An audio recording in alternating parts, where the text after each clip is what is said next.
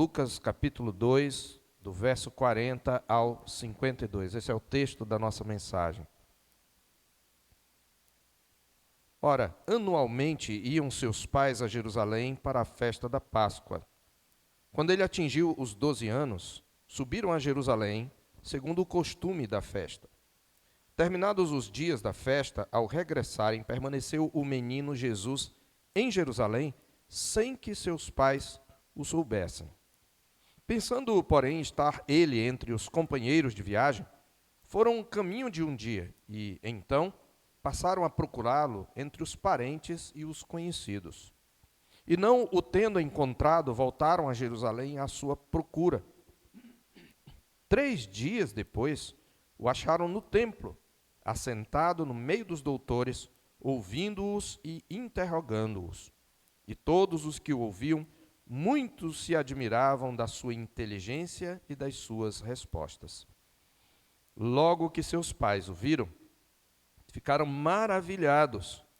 E sua mãe lhe disse: Filho, por que fizeste assim conosco? Teu pai e eu, aflitos, estamos à tua procura. Ele lhes respondeu: Por que me procuráveis? Não sabíeis que me cumpria estar na casa de meu pai? Não compreenderam, porém, as palavras que lhes dissera. E desceu com eles para Nazaré, e era-lhes submisso. Sua mãe, porém, guardava todas estas coisas no coração. E crescia Jesus em sabedoria, estatura e graça diante de Deus e dos homens. Amém. Eu quero nesta noite falar com vocês acerca do crescimento do Salvador. Esse é o tema da nossa mensagem, o crescimento do Salvador. O crescimento do Salvador. Essa é a ênfase de Lucas no nosso texto. E nós vamos entender por quê. Mas nós precisamos começar a introduzir essa mensagem com alguns princípios doutrinários importantes aqui. Um fato essencial da genuína confissão bíblica e evangélica é a doutrina da dupla natureza de Jesus Cristo. E ainda que nós não possamos explicar esse alto mistério, todavia nós devemos crer, porque ele é claramente ensinado nas Escrituras e é manifesto na pessoa e na obra de Cristo. Era necessário que o Redentor tivesse as duas naturezas, a divina, que ele teve desde a eternidade, e a humana, que ele passou a ter, que ele assumiu a partir da sua encarnação. Jesus é uma pessoa, mas tem duas essências, duas substâncias, duas naturezas, a natureza divina e a natureza humana, para que ele pudesse realizar a obra que o Pai lhe confiou desde a eternidade. Ele precisava ser não só verdadeiro Deus, mas também verdadeiro homem. Rapidamente, para relembrarmos, talvez alguns já vão se lembrar, porque nós tivemos em estudos bíblicos doutrinários esse ensino. Primeiro, era necessário que Jesus fosse homem, para que ele pudesse substituir apropriadamente os homens. Era necessário que Jesus pudesse passar pelos mesmos sofrimentos dos homens, para que pudesse representá-los. E não tinha como ele sofrer de verdade sem ser inteiramente homem. Era preciso que fosse homem, ou que se fizesse homem, para que pudesse representar apropriadamente os homens diante de Deus como sumo sacerdote. Era preciso que fosse homem para que ele tivesse um corpo físico, ele precisava ter um corpo físico e uma alma racional para sofrer a punição no nosso lugar e fazer propiciação pelos nossos pecados. Propiciação é a oferta que promove a reconciliação entre Deus, entre o homem e Deus. Era preciso que ele fosse homem para que experimentasse o sofrimento e assim ele pudesse saber exatamente o que nós passamos, a fim de que ele fosse um misericordioso sacerdote capaz de compadecer-se, porque naquilo que ele sofreu, tendo sido tentado, diz a Bíblia, é poderoso para socorrer os que são tentados. Ele sabe aquilo que passamos, porque ele passou como homem.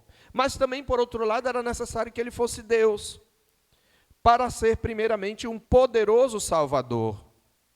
Era necessário que ele fosse Deus para que fosse tentável, mas não sujeito à queda, pois a sua divindade é perfeita.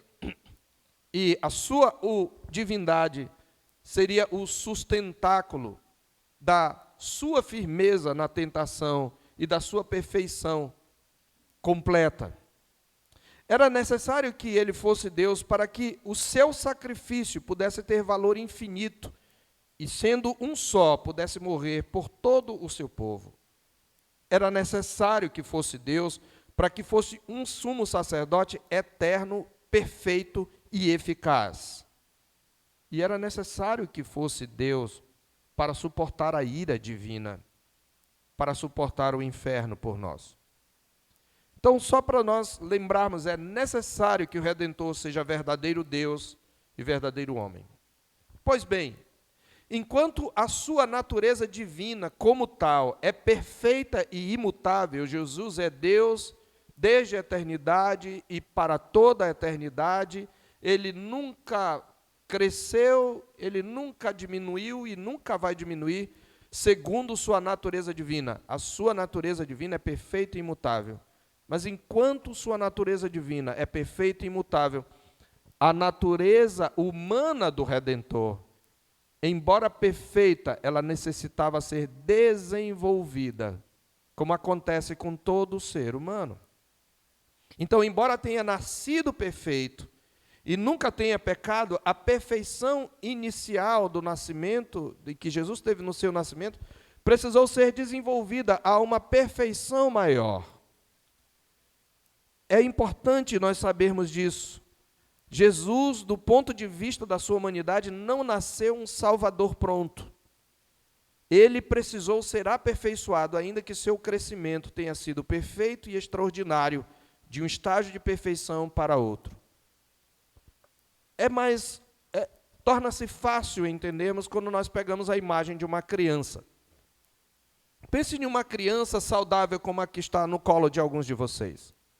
Antes, ela era só um embriãozinho, na forma de um feijãozinho, mas aquele feijãozinho era perfeito do ponto de vista orgânico.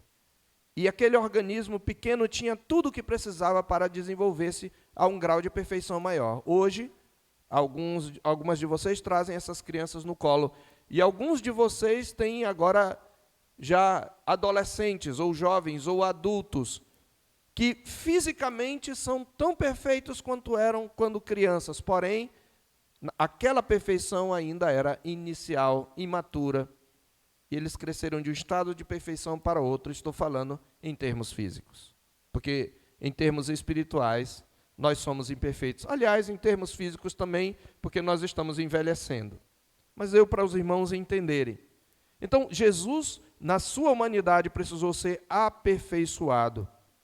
E é na epístola aos Hebreus que esta verdade nos é ensinada de maneira clara e proposicional. Por exemplo, em Hebreus, capítulo 2, verso 10, a Escritura diz: porque convinha que aquele por cuja causa e por quem todas as coisas existem, conduzindo muitos filhos à glória, aperfeiçoasse, por meio de sofrimentos, o autor da salvação deles. Essa palavra convinha significa era necessário. Por causa da ordem moral das coisas, por causa da lei moral criada por Deus, era necessário que aquele por cuja causa e por quem todas as coisas existem, isto é, Deus, o nosso Pai, conduzindo muitos filhos à glória, era necessário que ele aperfeiçoasse por meio de sofrimentos o autor da salvação deles. Quem é o autor da nossa salvação? Jesus, ele está falando de Jesus.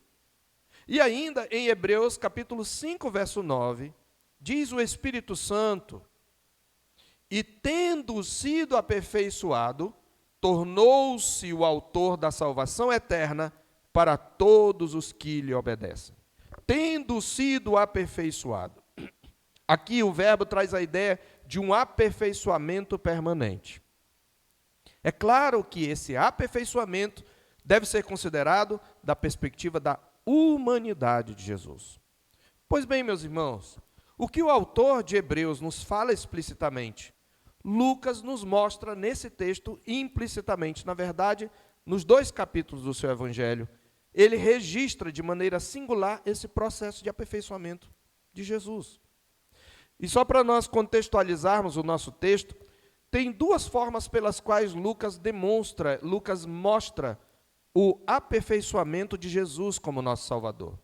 A primeira delas é a seguinte: desde o nascimento de Jesus, o evangelista usa palavras de maneira progressiva para indicar esse crescimento. Por exemplo, aqui mesmo no capítulo 2, nos versículos 12 e 13, ele descreve Jesus como uma criança deitada numa manjedoura. Essa palavra, traduzida por criança, traduz a palavra grega que originalmente se refere à criança que mama, a criança de colo, a criança recém-nascida. Depois, no verso 27, você pode observar que os pais trazem o menino Jesus para fazerem com ele o que a lei determina. E essa palavra já é outra palavra, que a palavra aí seria melhor traduzida por criancinha, significando uma criança pequena, porém já desmamada, que não mama mais. Essa é a ideia. Depois, agora, no versículo 27, então, ele é uma criança pequena, porém desmamada. E agora, quando ele se perde dos pais, ele é chamado de um garoto. Veja o verso 43, é traduzido também por menino.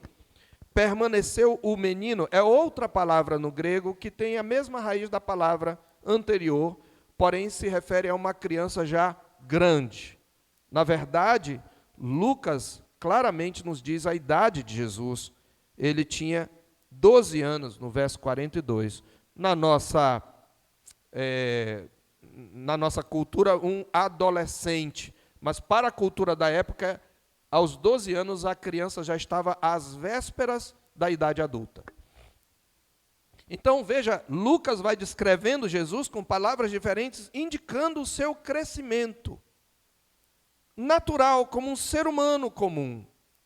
Embora ele não fosse comum, porque ele tinha uma natureza também divina, mas sua humanidade é perfeita. Mas há uma outra forma que está no nosso texto. Lucas começa e termina este episódio destacando o crescimento de Jesus, no verso 40 e no 52. Leiamos o 40. Crescia o menino e se fortalecia, enchendo-se de sabedoria, e a graça de Deus estava com ele. E o verso 52, ele termina com a mesma nota. Crescia Jesus em sabedoria, estatura e graça diante de Deus e dos homens. Então, meus irmãos, com base nessas informações iniciais, eu quero chamar sua atenção para esse tema, o crescimento do Salvador. E eu gostaria de chamar sua atenção para 4 aspectos do crescimento humano do nosso Senhor, que eu já vou anunciar agora. E depois eu vou anunciar passo a passo e comentar cada um deles. Quais são os 4 aspectos? Nós vemos nesse texto que nós lemos, em primeiro lugar, que Jesus cresceu sob a instrução de pais piedosos. Jesus cresceu sob a instrução, debaixo da instrução de pais piedosos. Em segundo lugar, nós veremos como Jesus cresceu pelo uso diligente dos meios de graça. Em terceiro lugar, nós veremos que Jesus cresceu na busca de uma intimidade crescente com o Pai. E em quarto lugar, nós veremos que Jesus cresceu em perfeita submissão aos seus pais terrenos. Esses 4 aspectos nós vamos repetir, e com a graça de Deus eu me esforçarei por tratar com os irmãos desses 4 aspectos e ao final trazer algumas aplicações para a nossa vida, mas só em observarmos isto, certamente, o Espírito Santo de Deus já vai aplicar ao nosso coração. Então, em primeiro lugar, nós vemos aqui que Jesus cresceu sob a instrução de pais piedosos. Observe os versos 41 e 42. Ora, anualmente iam seus pais a Jerusalém para a festa da Páscoa. Quando ele atingiu os 12 anos, subiram a Jerusalém, segundo o costume da festa. Meus irmãos, é muito importante o que Lucas nos fala aqui. E nós precisamos entender o contexto, olhando um pouco para a cultura israelita e para a Escritura. Os pais piedosos, eles aplicavam a educação de seus filhos, eles aplicavam na educação de seus filhos aquilo que está escrito na lei do Senhor, especialmente em Deuteronômio capítulo 6, versos 6 e 7. Em Deuteronômio 6, versos 6 e 7, onde nós temos o coração da confissão de fé israelita, está escrito: estas palavras que hoje te ordeno estarão no teu coração. Tu as inculcarás a teus filhos e delas falarás assentado em tua casa e andando pelo caminho e ao deitar-te e ao levantar-te. A história da redenção, meus irmãos, era parte do currículo do ensino da lei. E as festas forneciam uma oportunidade especial para contar sobre os feitos de Deus na história do seu povo. E em obediência aos preceitos do Senhor, os pais contavam os feitos redentores de Deus que eram celebrados nas grandes festas, mostrando o significado espiritual de cada um dos costumes observados. A Páscoa, festa mencionada em nosso texto, que era seguida pela festa dos pães asmos, era um exemplo. Conforme está escrito, por exemplo, em Êxodo, capítulo 12, versículos 26 e 27, Êxodo 12, 26 e 27, quando o Senhor instituiu a Páscoa, que celebrava a libertação do povo de Israel do Egito, ele assim ordenou, em Êxodo 12, 26 e 27, quando vossos filhos vos perguntarem, que rito é este? Que cerimônia é essa? Por que o Senhor imola o cordeiro? Por que a gente passa o sangue na ombreira da porta? Por que a gente come o cordeiro assado? Por que a gente come ervas amargas e pão sem fermento? Quando vossos filhos vos perguntarem, que rito é este? Respondereis, é o sacrifício da Páscoa ao Senhor, que passou por cima da casa dos filhos de Israel no Egito, quando feriu os egípcios e livrou as nossas casas. Então o povo se inclinou e adorou. E no capítulo seguinte, no capítulo 13, versos 8 a 10, o Senhor também ordenou, naquele dia, contarás a teu filho, dizendo, é isto pelo que o Senhor me fez quando saí do Egito. E será como sinal na tua mão e por memorial entre os teus olhos, para que a lei do Senhor esteja na tua boca. É o pai falando para o filho. Pois com mão forte o Senhor te tirou do Egito.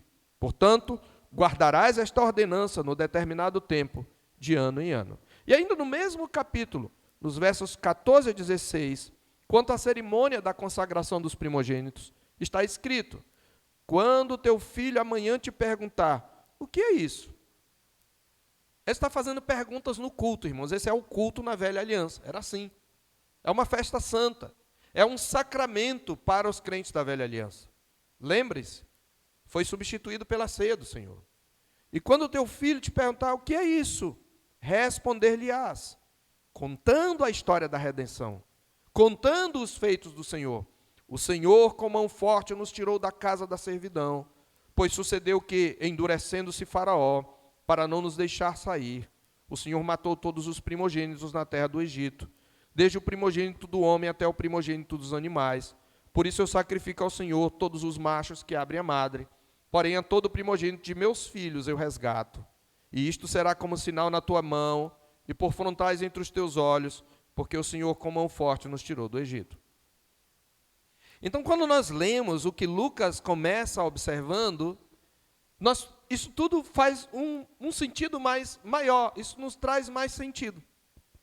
Porque Lucas destaca que todos os anos o pai e a mãe de Jesus iam a Jerusalém para a Páscoa. Lembram-se que a Páscoa era uma vez por ano e tinha que ser celebrado em Jerusalém porque o culto só poderia ser realizado no templo.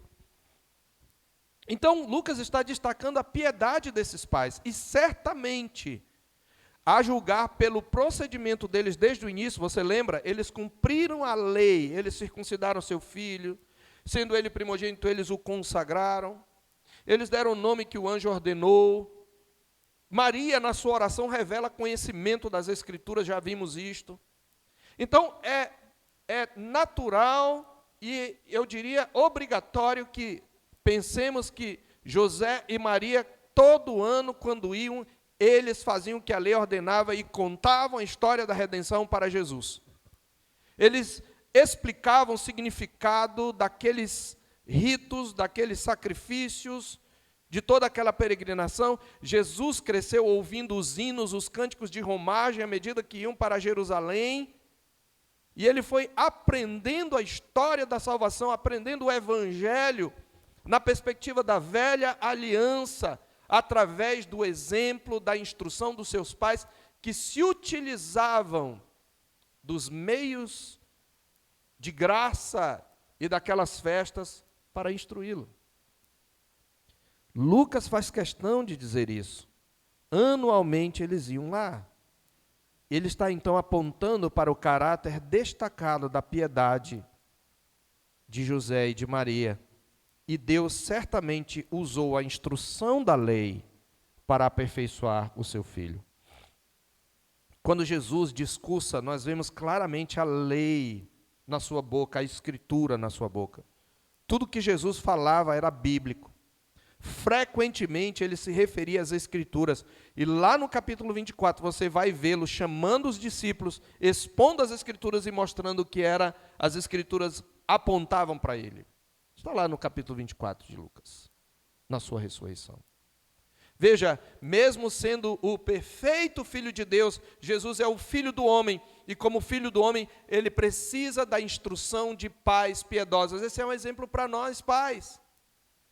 Se Jesus, que era perfeito, precisou estar sob a instrução de pais piedosos, muito mais nossos filhos que são pecadores.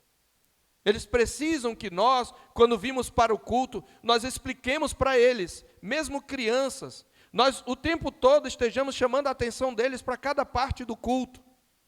Nós estejamos chamando, dizer, olha, vamos cantar agora, nós vamos agora ler a Bíblia, nós vamos orar, olha, nós vamos confessar nossos pecados. Nós precisamos, quando chegarmos em casa, perguntarmos para eles o que eles aprenderam.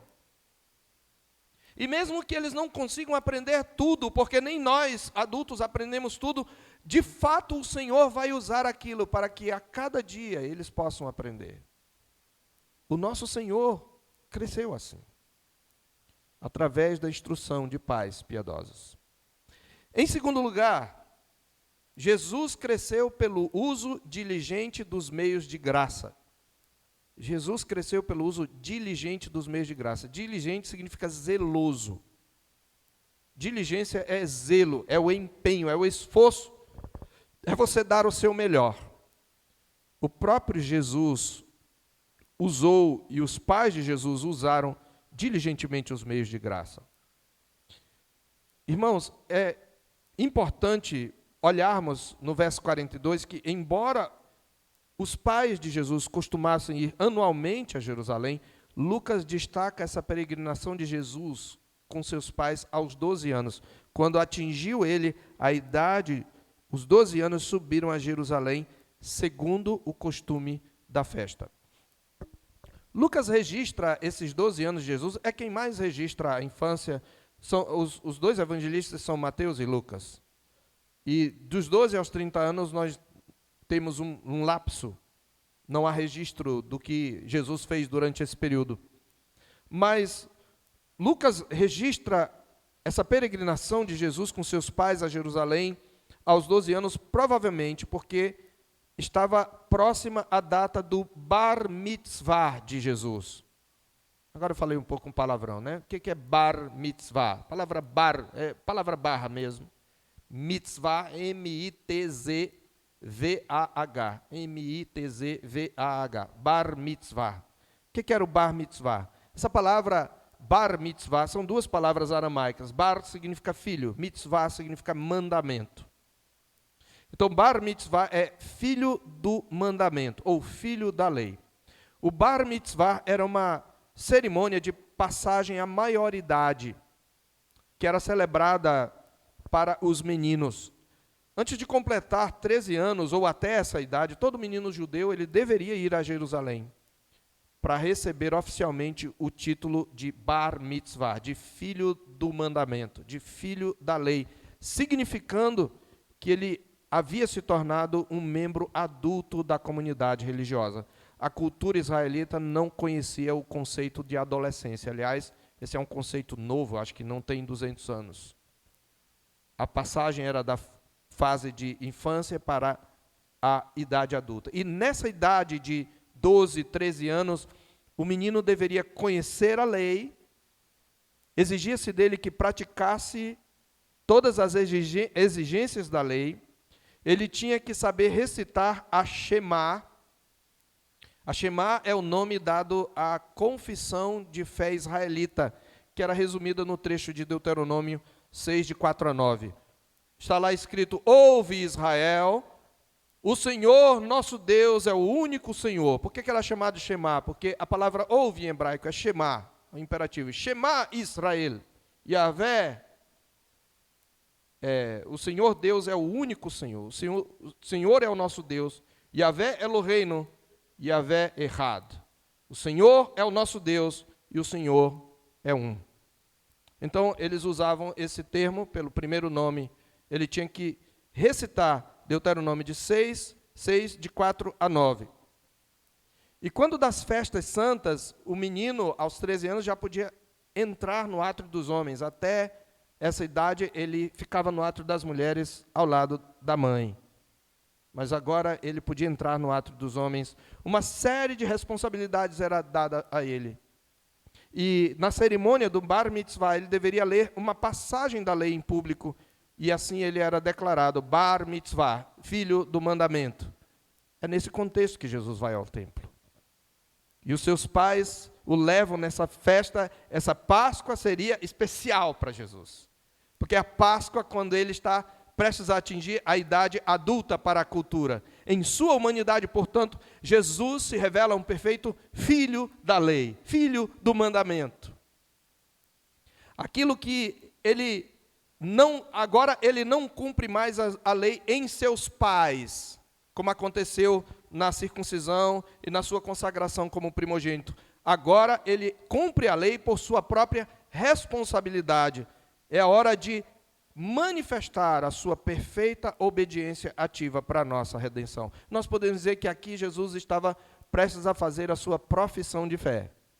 Seus pais o circuncidaram, colocaram sobre eles o selo da velha aliança, da aliança abrâmica, mas agora é o momento de ele professar a fé. Filhos, os seus pais trazem vocês à igreja, ensinam a vocês a lei do Senhor, incitam vocês a memorizarem a Escritura, oram com vocês e por vocês, por vezes aborrecendo vocês, para que um dia vocês entendam o que é a palavra de Deus, o que é o Evangelho, quem é Deus, e vocês decidam por si mesmos seguir esse Deus. Não menospreze esse momento, porque são meios de graça. Quais são os meios de graça? A oração, a palavra de Deus, os sacramentos, o culto ao Senhor, a comunidade dos santos. Filhos, crianças, adolescentes aqui presentes que têm pais piedosos, aproveitem esse momento e com zelo usem esses meios de graça para crescer em comunhão com Jesus. Porque vocês vão prestar contas diante de Deus, seus pais não vão prestar contas. Eles vão prestar contas do que eles fizeram, de como eles educaram vocês, mas são vocês que vão prestar conta. A Bíblia diz que cada um de nós dará conta de si a Deus. Aproveitem, usem zelosamente os meios de graça, estudem a palavra de Deus, leiam a palavra de Deus, leiam a revista de escola dominical. Você que é criança, chama a mamãe, chama o papai para ler a palavra de Deus, porque é assim que a gente cresce espiritualmente, pelo uso zeloso. Você vem para o culto, prepare-se antes, ore, peça a Deus que fale ao seu coração, que enche o seu coração de alegria, do desejo de adorar a Deus. Uma vez estando aqui, procure prestar atenção, procure abrir a sua boca, cantar. Não faça isso só porque seus pais obrigam. Comece a fazer por iniciativa própria. Porque é assim que se cresce. Foi assim que o Salvador cresceu, pelo uso diligente dos meios de graça. Em terceiro lugar, Jesus cresceu na busca da intimidade com o Pai, na busca de uma crescente intimidade com o Pai. Olha que coisa interessante acontece dos versos 43 a 50. Primeiro, o sumiço de Jesus. Jesus some, se perde dos pais. Diz aqui que, terminados os dias da festa, ao regressarem, eles já estavam voltando, permaneceu o menino Jesus em Jerusalém, sem que seus pais soubessem. Mas por que isso aconteceu? Jesus não era a sua obediência não era perfeita? Sim. Mas mesmo um filho que obedece perfeitamente pode se perder dos pais, e é fácil a gente entender por quê. Primeiro, as peregrinações a Jerusalém, elas se davam em caravanas. E certamente havia uma procedente de Nazaré, que havia descido de Nazaré para Jerusalém, onde as pessoas se conheciam, né, dado o tamanho da cidade. No verso 44 são mencionados os parentes de Jesus. Não tendo encontrado, eles procuram entre os parentes e amigos. Então, a família extensa de Jesus está ali presente nessa caravana. Bem, a julgar pelo caráter íntegro do seu filho e da fase já quase adulta para a cultura, não é difícil entender, porque no retorno José e Maria, a princípio, ficaram despreocupados. O filho que não dá, de fato, trabalho, deixa o pai mais despreocupado. Some-se a isso o fato de que era costume as mulheres andarem à frente no grupo, um grupo na frente, e os homens andarem num grupo atrás, conversando. Como Jesus está nessa fase de passagem, era natural que José pensasse que ele estivesse com Maria, junto com as mulheres como alguns meninos. E que Maria pensasse ao contrário, que ele já estava com José, afinal ele já era um homenzinho. Até que, depois de um dia de caminhada, cadê Jesus? Ainda não vi. A gente não vê, é uma caravana. Veja, é uma peregrinação, muita gente está vindo de muito lugar. Você viu Jesus? Não. Você viu Jesus? Não. E eles voltam, diz que eles voltam, caminham de um dia. Eles caminharam um dia, caminharam um segundo dia, procurando Jesus, e aí não acharam Jesus. Então, quando eles notam sua ausência, eles ficam então preocupados. Espera aí, o que aconteceu? E eles têm que voltar para Jerusalém, porque quando você perde alguém, você tem que procurar do zero. E só 3 dias depois, e podemos contar um dia de caminhada, um dia de volta procurando, e mais um dia voltando para Jerusalém. Então, é isso que acontece. Mas, para a surpresa deles, olha onde ele é encontrado. Pensemos um pouquinho, nessa fase da vida, muitas distrações são capazes de seduzir o jovem para fora do convívio familiar, né? Adolescência é muito comum. Coisas como novas amizades ou a sede de novas aventuras própria da idade, tudo isso pode levar um jovem para longe dos pais. E é possível que José e Maria cogitassem uma dessas razões nesse momento. Mas por que motivo o único filho perfeito que houve na terra se afastaria da companhia de seus pais e familiares? Para surpresa deles, presta atenção, filhos, uma só coisa poderia afastá-lo dos seus pais terrenos, então tenridade, sua comunhão com o Pai Celestial. Esse é o único momento em que Jesus se afasta dos seus pais. Sim, filhos, é salutar. Se você tiver que afastar os seus pais, porque você tem que atender à vontade de Deus, amém. Porque Deus é mais importante que seus pais. E não é que Jesus fez isso sem pedir licença, ele ficou tão envolvido com a lei do Senhor, com a palavra do Senhor, com o templo, com a casa do Senhor. Nessa comunhão com o Pai, talvez ele estava experimentando um novo estágio nessa comunhão agora, pela fase da sua maturidade, e, pelo que veremos, ele está tendo consciência de quem ele realmente é, e possivelmente já de qual é a sua missão. Ele está na casa do Pai. Veja o verso 46. 3 dias depois o acharam no templo, assentado, não no meio dos amigos da mesma idade, mas no meio dos doutores, isto quer dizer, os doutores da lei, ouvindo-os e interrogando-os. Ele queria saber um pouco mais e perguntava deles. Como um ser humano comum, vivenciando 100% sua humanidade, algumas dúvidas possivelmente ele tinha, mas o que mais se admiravam, diz a palavra de Deus, era das suas respostas. Podemos dizer, meus irmãos, que o coração de Jesus transbordava de maneira incomparavelmente perfeita e superior o sentimento mesmo que expressou Davi no Salmo 27:4. No coração de Jesus já estava aquele sentimento: uma coisa peço ao Senhor, e a buscarei, que eu possa morar na casa do Senhor todos os dias da minha vida, para contemplar a beleza do Senhor e meditar no seu templo. Esse era o seu deleite. E era onde ele estava, numa rodada de debates com os doutores da lei. E diz a palavra de Deus que todos se admiravam. Vejam, duas palavras destacam o caráter extraordinário da sabedoria demonstrada por Jesus. Lucas já tinha começado a sua história, a sua narrativa, no verso 40, dizendo que crescia o menino e se fortalecia, enchendo-se de sabedoria. E agora Lucas apresenta a sabedoria de Jesus manifestada às pessoas que o cercam, e ele usa duas palavras. No verso 47, essas duas palavras, elas acontecerão, elas ocorrerão no seu ministério. No verso 47, os ouvintes, diz, muitos se admiravam da sua inteligência e de suas respostas aos doutores da lei. Essa palavra, muitos se admiravam, ela deu origem ao nosso termo extasiado. Ela deu origem à nossa palavra êxtase, transmitindo a ideia de uma reação em que a pessoa fica como fora de si, como sem respirar.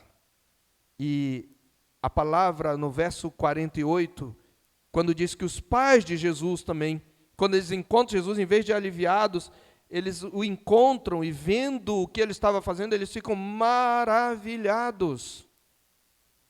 Essas duas palavras, admirar, ou admirar-se, ou estar maravilhado, essa última palavra traz o sentido de alguém que é chocado, que tem um choque diante de algo extraordinário. E ambas as palavras frequentemente são usadas nos evangelhos em conexão com os ensinos de Jesus ou com os seus milagres, com eventos sobrenaturais, de um modo geral. Isto mostra que aqui Jesus já está se manifestando como a sabedoria de Deus.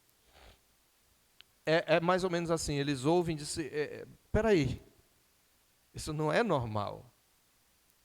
Esse menino não é normal. Essas coisas que ele está falando, essa interpretação da lei, essa aplicação dos mandamentos do Senhor, como que ele consegue entender isso? E os próprios pais que o educaram se espantaram com isso. Porque era o deleite de Jesus ter comunhão com o Pai. Mas é claro, meus irmãos, que isso não impede Jesus de tomar uma bronca da sua mãe, recuperando-se dessa estupefação, desse espanto. A sua mãe, no verso 48, o repreende: filho, por que fizeste assim conosco? A palavra pode ser traduzida por menino também. Menino, por que você nos tratou dessa maneira? É o que ela diz literalmente. Por que você tratou seus pais assim? E eu quero que você observe aqui uma ironia, um jogo de palavras. Ela diz, teu pai e eu, veja bem, teu pai e eu, falando de José, angustiados, estávamos à tua procura. Menino, por que você nos trata assim? O teu pai e eu estávamos angustiados. Mas a sua resposta, embora Jesus tenha falado com mansidão e respeito, ele se admira de que eles não pudessem entender, porque para ele está sendo tão natural entender onde ele devia estar, e ele parece não entender por que eles não concluíram o óbvio, que para ele era óbvio, mas não para os seus pais. Porque ele estava tendo a noção de quem ele era. Por isso ele diz, mas por que vocês me procuravam? Vocês não sabiam onde eu devia estar? Onde me cumpria estar? Essa palavra, me cumpria, ela é uma palavra muito importante teologicamente, porque ela traz a ideia da necessidade, da obrigatoriedade, algo que tem que acontecer. É a mesma que a gente viu, convinha que o Senhor fosse aperfeiçoado. O Senhor depois vai dizer lá no capítulo 24, porque convinha que de mim se cumprissem as Escrituras. É a mesma palavra. É necessário que o Filho do Homem morra. É a mesma palavra. Vocês não sabem o que me cumpre fazer. Vocês não sabiam. Veja, ela diz, o teu pai e eu estamos angustiados. Vocês não sabem que eu tenho que estar na casa do meu pai. Ela fala de pai, do pai humano, mas ele diz, não, eu tenho um dever para com meu pai celestial. Eu tenho um pai celestial. Esse é o contraste, essa é a ironia. Por que vocês estão me procurando? Vocês não sabem. É quase uma surpresa de Jesus. Vocês não sabem ainda o que eu vim fazer? Vocês não compreenderam? E de fato, Lucas diz que eles não compreendem. Mas quando ele fala, me cumprir está na casa de meu pai, essa expressão está em posição de ênfase. Não sabias que na casa de meu pai é que me cumprir está? A palavra casa não está aqui, ela está subentendida. Pode ser nos negócios de meu pai, mas é mais natural ao contexto, porque ele está no templo. Ele está dizendo, vocês não sabem qual é a minha missão, vocês não sabem qual é o meu deleite, vocês não sabem qual é a minha prioridade. Ter intimidade com o meu pai. A resposta de Jesus, meus irmãos, revela nessa fase da vida dele, que ele já tinha consciência de quem ele era, porque ele não está chamando Deus de pai, num sentido em que outros podiam chamar. Aliás, o judeu pouco chamava o Senhor de pai. Essa ideia da paternidade, essa doutrina da paternidade de Deus, ela é cristalizada. No Novo Testamento, é Jesus quem ensina os seus pais, ou os seus discípulos, a se dirigirem a Deus como pai. Porque a paternidade de Deus está ligada à adoção por meio de Jesus Cristo, da sua obra redentora, que ainda não tinha se concluído. E quando Jesus ele se refere a Deus como pai dos discípulos, ele diferencia. Deus é seu pai de uma forma diferente da que Deus é pai daqueles que o seguem. Por isso, quando ele ressuscitou, ele fala aos discípulos, subo para meu pai e vosso pai. Por que ele não fala nosso pai? Porque ele está distinguindo a filiação que ele tem de Deus, e aqui ele está estabelecendo ele está manifestando a consciência de divindade. Ele é Deus Filho. E ele está dizendo, é aqui que me cumpre estar. Lucas nos mostra que o Filho do Homem, que precisa crescer, que precisa se aperfeiçoar, é também o Filho de Deus. E revela a essa altura que já tinha essa consciência. Jesus cresceu na busca de intimidade com o Pai. Em quarto e último lugar, Jesus cresceu em perfeita submissão a seus pais terrenos. Aqui há um outro contraste que deve nos intrigar. Lucas diz que os pais de Jesus não compreenderam, seus pais humanos não compreenderam o que ele está falando. Está aqui no verso 50. Maria guardava essas coisas, meditando no coração, tentando entender. Pense, mãe, eu não estou entendendo esse menino. Eles não compreendiam. Ou seja, a essa altura, Jesus já tinha maior compreensão de quem ele era, da sua missão, do que seus pais. Embora o anjo tivesse anunciado. Apesar disso, Lucas destaca, e desceu com eles para Nazaré, e era-lhes submisso. Mesmo que seus pais não compreendessem tudo o que ele agora está compreendendo, ele entende que faz parte do seu aperfeiçoamento e até da sua humilhação. Você lembra? A humilhação, o estado de humilhação do Redentor começa com a sua encarnação. Mas estar debaixo da autoridade de pais pecadores também faz parte da sua humilhação. Ele entende que como filho, sendo eles responsáveis por ele, ele tem que lhes ser submisso. De modo que, para que fique claro que a resposta de Jesus não foi uma afronta, Lucas observa a completa submissão do Redentor aos seus pais terrenos. Aqui, meus irmãos, se pode contemplar aquilo que a Escritura fala de maneira proposicional em Filipenses 2, versos 6 e 7. Pois ele, subsistindo em forma de Deus, não julgou como usurpação ser igual a Deus, antes a si mesmo se esvaziou, assumindo a forma de servo, tornando-se em semelhança de homens e reconhecido em figura humana. É muito interessante quando você compara, por exemplo, os evangelhos canônicos, inspirados, dos evangelhos apócrifos, os não inspirados, que foram escritos bem depois da era apostólica. Você vê claramente a diferença, porque em alguns deles, por exemplo, há um evangelho em que Jesus, mesmo pequeno, seus pais o chamavam de Senhor. Senhor, tu queres que nós façamos assim e assim? Em um determinado momento, Jesus fala à árvore e o coqueiro se inclina para que seus pais peguem coco. Ele ressuscita passarinhos na sua infância. Tem várias histórias fantasiosas. Mas o evangelho inspirado, ele mostra que, embora sendo o eterno Filho de Deus, Jesus também foi o perfeito Filho do homem, vivendo em submissão aos seus pais até o tempo da perfeita varonilidade. Eu quero concluir e trazer algumas aplicações para nós. Observe que o nosso Redentor, é preciso que nós digamos, ele cresceu de um estágio de perfeição para um outro estágio até a maturidade perfeita. Ele nunca pecou, mas a sua compreensão quando criança era menor que a sua compreensão quando adulto. Precisamos também ter em mente que o seu crescimento, o crescimento de Jesus como modelo para nós foi integral, abrangendo sua vida física, sua vida intelectual, sua vida social e sua vida espiritual. Isso fica claro nos versos 40 e 52 que eu os convido a ler comigo, a acompanhar a leitura. Crescia o menino e se fortalecia, enchendo-se de sabedoria.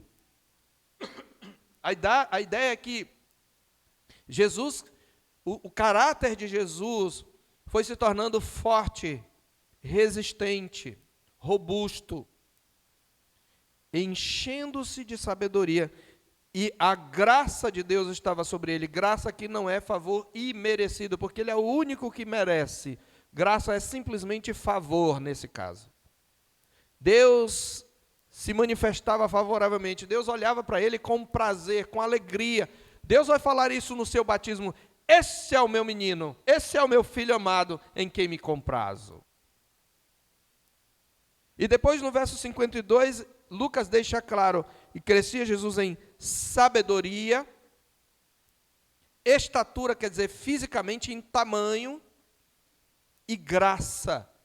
A ideia é que as pessoas olhavam para aquele menino e viam algo especial, mesmo aquelas que nunca chegaram a compreender quem ele era, elas viam algo especial, algo nele as encantava.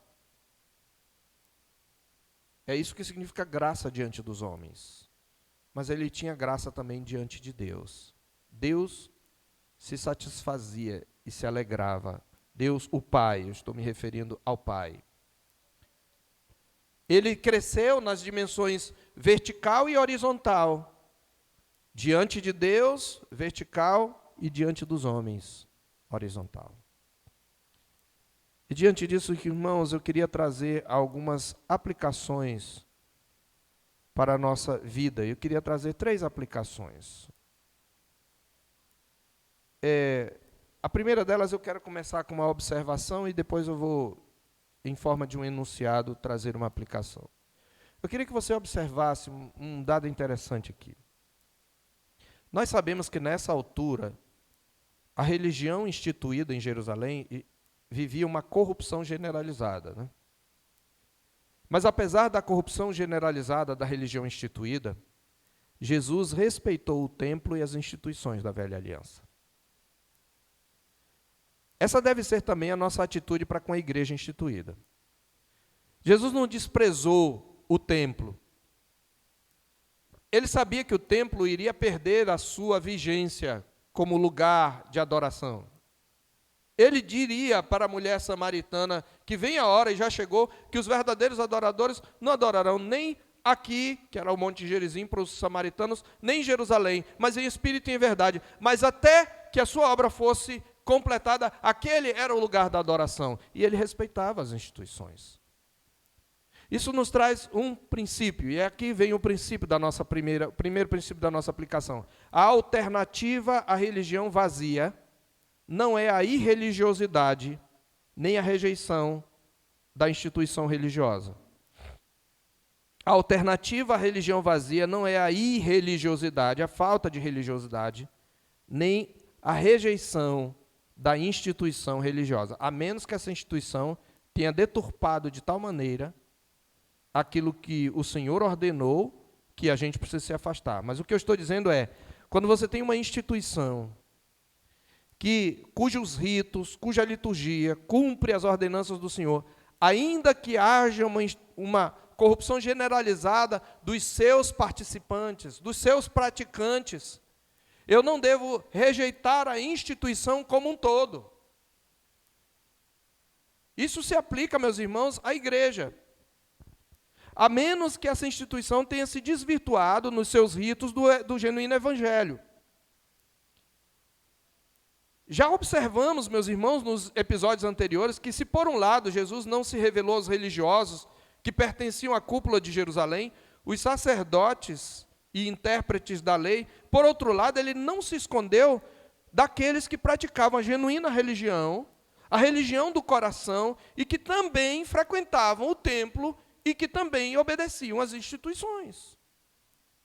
Por que isso é importante hoje? Porque hoje se diz, olha, Deus não habita em templo feito por mão. Aí eu não vou para a igreja. Eu sou a igreja. Eu não preciso eu não vou para a igreja, porque na igreja tem muito hipócrita. Eu sou o sincerão, então não tem igreja à minha altura. Entendeu? Jesus não teve isso. Se tem alguém que estava ali, e ele ia para o templo direto, ele chegou a purificar o templo. Vocês estão fazendo da casa de meu pai casa de mercadores, casa de bandidos. Então é importante isso para nós, porque Jesus nos mostra aqui que a alternativa à religião vazia não é a irreligiosidade. Eu vou viver a minha fé do meu jeito, porque as igrejas estão todas, e aí você generaliza. Veja, meus irmãos, os próprios que são citados aqui, os pais de Jesus, Zacarias, Isabel, Simeão, Ana, eles cumpriam a sua piedade, eles viviam a sua piedade dentro da instituição do Velho Testamento. Nada havia de errado nos preceitos e ritos cerimoniais da lei mosaica, ainda que eles estivessem chegando ao fim da sua vigência. Eles foram ordenados por Deus, como diz o autor dos Hebreus, e por ele impostos até o tempo oportuno de reforma. Nós não praticamos mais aqueles sacrifícios. Mas naquele estágio da revelação, essa era a forma pela qual o crente expressava a sua fé, sua obediência e sua devoção ao Senhor. Podemos dizer, meus irmãos, que a graça de Deus já atuava na vida desses irmãos que pertenciam ao mesmo povo que nós, preparando-os mediante a vara da lei, para que eles pudessem pôr a esperança no Salvador, Jesus Cristo. Dessa forma, como explicará mais tarde o apóstolo Paulo, a lei lhes serviu de aio para conduzi-los a Cristo, lá em Gálatas 3:24. Então, os que conheceram Jesus em sua infância e compreenderam quem ele era, eles eram crentes da velha aliança, vivendo sua fé nos termos daquela dispensação, mas que agora contemplavam em Cristo a chegada da nova aliança. A salvação que eles receberam lhes foi concedida pela mesma graça que na velha aliança era ministrada através dos ritos e sacrifícios ordenados por Deus para aquela etapa da história da salvação. Não é sem razão que várias das revelações de Deus e atividades que circundam o nascimento e a infância de Jesus se deram no templo. Veja, embora a classe sacerdotal, os líderes estivessem mergulhados na corrupção, isto não significa que o templo não era um lugar onde se poderia encontrar a verdadeira piedade, ou que a religião instituída não era vivenciada com sinceridade por alguns dos filhos de Israel. Muita gente que olha a igreja de fora e vê a corrupção generalizada que há entre os evangélicos tende a demonizar a igreja e ficar longe dela, esquecendo que há gente piedosa dentro da igreja, até mesmo de igrejas que já se desvirtuaram do Evangelho e que estão ali enfraquecidos. Veja que muitas das atividades dessas narrativas se deram no templo. Vejamos rapidamente. Primeiro, Lucas descreveu a piedade de Zacarias e Isabel nos termos da lei mosaica e de suas instituições. Ele havia ressaltado que eles viviam irrepreensíveis em todos os preceitos e mandamentos do Senhor, no capítulo 1, verso 6. Está falando da lei. Segundo, a primeira visão é dada a Zacarias onde? No templo. O que é que ele está fazendo? Ele está praticando a religião instituída como sacerdote. Capítulo 1, versos 8 a 23. Terceiro, José e Maria, como já vimos, cumprem todos os ritos ligados ao nascimento, como a circuncisão, os dias da purificação, a consagração de Jesus como primogênito, já vimos isso no capítulo 2. E por fim, Simeão e Ana viviam sua devoção onde? Onde foi que eles encontraram Jesus? No templo. Foi no templo. Foi lá que encontraram o Salvador. Isso, meus irmãos, legitima o culto e as instituições da velha aliança. Nada, porém, legitima mais o culto e as instituições da velha aliança do que a presença do Filho de Deus no templo. Aquele que é o templo, aquele em quem habita corporalmente a plenitude da divindade, reconhece o templo como casa do seu Pai. Portanto, o templo não era um lugar necessariamente maldito, embora houvesse de ser destruído. Não havia problema algum no culto do templo, desde que ele fosse realizado de modo ordenado por Deus, e a instituição do templo e das sinagogas só perdeu sua vigência após a conclusão da obra redentora de Cristo. Meus irmãos, essas observações são ainda mais notáveis pelo fato de que são feitas por um gentio. Lucas era um gentio, ele não era judeu, e escreve majoritariamente para gentios. Portanto, não havia problema na instituição em si. Ela foi estabelecida e ordenada por Deus e foi utilizada por nosso Senhor e por seus pais como meio de graça e como meio pelo qual ele cresceu aprendendo a lei do Senhor. O problema era que muitos praticavam o culto, mas o seu coração não se apercebia do sentido espiritual daqueles ritos e sacrifícios, como acontece hoje nas igrejas. E a vida diária de muitos deles não refletia a santidade naqueles ritos simbolizada. Portanto, a alternativa à religião hipócrita do clero de Jerusalém não era a irreligiosidade, nem a rejeição às instituições religiosas como o templo em torno do qual se dá esta narrativa.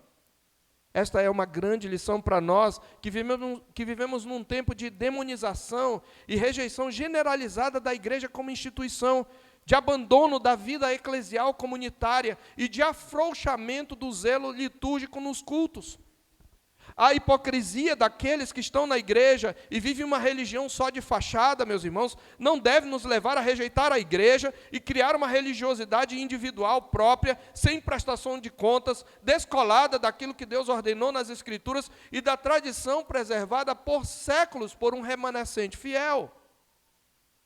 Embora a lei cerimonial tenha sido abolida por Deus, a lei cerimonial da velha aliança, Deus nos deixou outras ordenanças na nova aliança, quanto ao culto e à vida, pelas quais devemos expressar nossa fé, piedade, culto e obediência. A fiel pregação das Escrituras, a fiel ministração dos sacramentos instituídos por nosso Senhor, o fiel exercício da disciplina eclesiástica, no contexto da adoração comunitária dos santos, de acordo com aquilo que é ordenado por Deus, são a forma da piedade que o Senhor requer.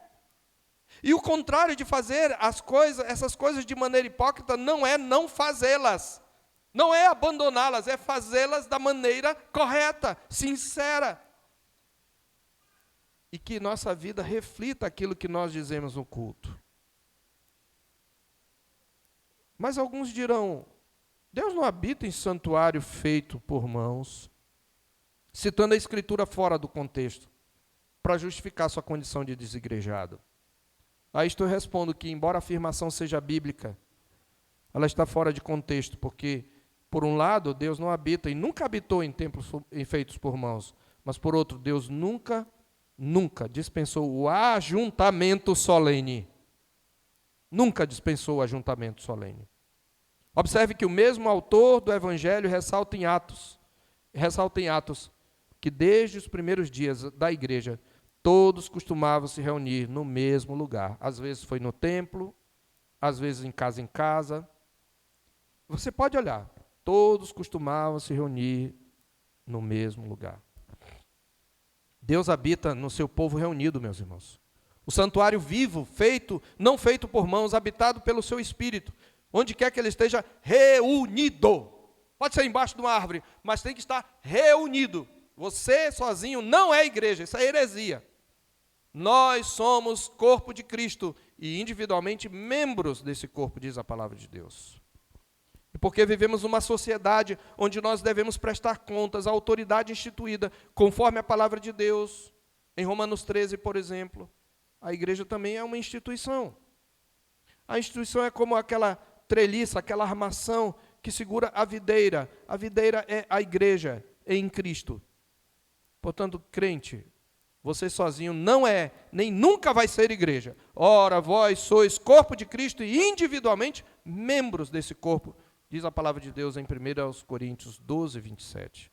Tampouco você encontrará um cristianismo mais puro fora do contexto da igreja, fora do contexto da comunidade dos santos, no meio virtual, no metaverso, onde quer que seja. Nenhum membro sobrevive fora do convívio presencial do corpo. Segunda aplicação que eu quero dar vai ser mais breve. Se Jesus, que era perfeito, era inteiramente submisso a seus pais terrenos, mesmo sendo esses pecadores, muito mais nós devemos obediência aos nossos pais e àqueles que Deus coloca sobre nossa vida. Se Jesus era obediente aos seus pais terrenos, mesmo sendo ele perfeito e eles pecadores, muito mais nós devemos ser obedientes. E aqui para vós, filhos, para vocês, filhos, crianças, adolescentes. Veja, preste bem atenção. Crianças e adolescentes aqui. Jesus aqui tem sabedoria para debater com os doutores da lei. Isso quer dizer que ele tinha, nessa altura, mais sabedoria do que os seus pais. Às vezes você acha que sabe mais que seus pais, né? Você só acha, mas Jesus tinha sabedoria. É diferente. Ainda assim, Jesus os obedeceu. Nem por isso, nem por ser mais sábio que os seus pais, ele achou que podia ser dono do próprio nariz. Então, muito mais você, jovem, adolescente, criança, que é um pecador, deve obediência incondicional aos seus pais, mesmo quando, com base em vozes da sua cabeça, você conclui que eles estão errados. Jesus aqui legitima obediência incondicional e desceu com eles para Jerusalém e era-lhes submissos. Era-lhes submisso. Exceto quando você casa, deixa pai e mãe, aí você não deve mais obediência. Mas enquanto você está debaixo da autoridade dos seus pais, mesmo que você ache e tenha certeza que eles estão errados, e acredite, às vezes eles vão estar mesmo. Mas isso não é razão para você não obedecê-los. Observe que mesmo tendo sabedoria para maravilhar seus ouvintes, você prestou atenção, quando Jesus começa o seu ministério? Ele só começa aos 30 anos. Os jovens de hoje acham que assim, eu já posso tudo. Não, o Filho do homem perfeito, que nunca pecou, cujo aprendizado foi crescente, perfeito, sem recuar, ele só começou aos 30 anos. Ele tinha consciência, meus irmãos, que em sua plena humanidade ele precisava alcançar o estágio de maturidade necessária, e até lá ele sabia que precisava da proteção e da tutela dos seus pais. Não devem os jovens ter a mesma atitude? Devem ter a mesma atitude. Terceiro e último lugar. Aqui não vai ser em forma de um princípio enunciado. A verdade de que Jesus, como nós vimos no início, na introdução, embora sendo filho, ele aprendeu a obediência pelas coisas que sofreu e foi por elas aperfeiçoado, vai na contramão da atual filosofia secular da chamada educação pelo reforço positivo. E aqui eu queria fazer uma crítica a um ponto atual da nossa cultura e da pedagogia. Hoje se diz que você não pode mais castigar a criança, você só pode elogiar. Você não pode nem dizer que ela está errada. Existe inclusive uma educação, existem escolas que adotam, olha, você não pode dizer que ela escreveu errado, você tem que parabenizar e deixar ela descobrir por si só. Esse é o reforço positivo. Mas veja, era um sofrimento para Jesus viver nesse mundo, estar debaixo de pais que eram imperfeitos, viver num mundo que não compreendia as coisas como ele compreendia. E a Bíblia diz que ele, está lá em Hebreus 5, versos 8 e 9, embora sendo filho, esse é um título divino, embora sendo Deus, como homem, ele aprendeu a obediência pelas coisas que sofreu. Aqui nós temos claramente uma base, meus irmãos, para o fato de que a educação no homem perfeito envolveu também sofrimento. A educação do reforço positivo, ela nega à criança a disciplina que repreende, castiga e corrige o erro. Na Escritura, os sofrimentos que os filhos de Deus passam são considerados como disciplina de um pai amoroso, lá em Hebreus 12, versos 5 a 11. E na mesma Escritura está escrito que convinha que Deus Pai aperfeiçoasse por meio de sofrimentos o autor da salvação deles. Não é que você vai provocar certos sofrimentos, não é isso. Mas você precisa ensinar a seus filhos a ouvir o não, que nem sempre dar o que eles querem. Você precisa usar a frustração dos seus filhos para educar. Você precisa aprender a discipliná-los, como a Escritura diz, quando eles erram com a vara. Embora você deva também reforçar as coisas boas que eles fazem. Aqui nós temos um modelo, queridos. Deus Pai nos dando modelo como nós devemos ser pais. Deus aperfeiçoou o autor da salvação por meio de sofrimento e nisso temos um modelo para nós como pais. Devemos reconhecer e recompensar os feitos virtuosos dos nossos filhos, mas devemos igualmente discipliná-los em sua desobediência. Não devemos temer contrariá-los quando para o bem deles. Mesmo que eles fiquem zangados, nós devemos impor limites. O próprio Filho de Deus, como Filho do homem, aprendeu a obediência pelas coisas que sofreu. Que o Senhor Deus aplique a sua palavra ao nosso coração e possamos agora adorar esse Jesus e glorificar esse Jesus que cresceu de maneira perfeita.